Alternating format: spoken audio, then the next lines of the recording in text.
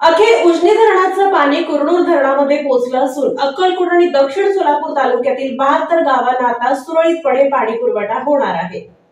सोलापूर जिल्ह्यासाठी वरदान ठरलेल्या उजनी धरणात 100% पाणीसाठा झाल्यामुळे धरणातून भीमा नदीच्या पात्रासह कालव्यावाटे पाणी सोडणं सुरू आहे। धरणातील पाण्याने जिल्ह्यात सर्व तलाव, बंधारे, मध्यम प्रकल्प भरून घेतले जात आहेत। त्याचाच एक भाग म्हणून उजनीतून सोडलेलं पाणी अक्कलकोट आणि दक्षिण सोलापूरसाठी कुरनूर धरणात पोहोचलेलं आहे।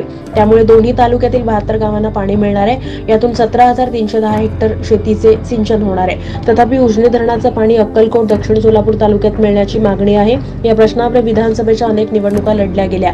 अलीकडे उपसा सिंचन योजना टप्प्याटप्प्याने मार्गी लावल्यानंतर उजनीचं पाणी मिळवण्यासाठी राजकीय नेत्यांमध्ये श्रेयवादाचं राजकारण सुरू झालं। आता आगामी विधानसभा निवडणुकीची किनार लागली आहे। अक्कलकोटचे भाजपचे आमदार सचिन कल्याण शेट्टी आणि त्यांचे प्रतिस्पर्धी काँग्रेसचे माजी मंत्री सिद्धराम म्हेत्रे यांच्यात उजनीच्या पाण्याचं राजकारण पुन्हा समोर आलंय। उजनी धरणाचं पाणी अक्कलकोट आणि दक्षिण सोलापूरला मिळण्यासाठी प्रथम एकरूप उपसा सिंचन योजनेवाटे एकरूप तलावात पाणी सोडण्यात आले।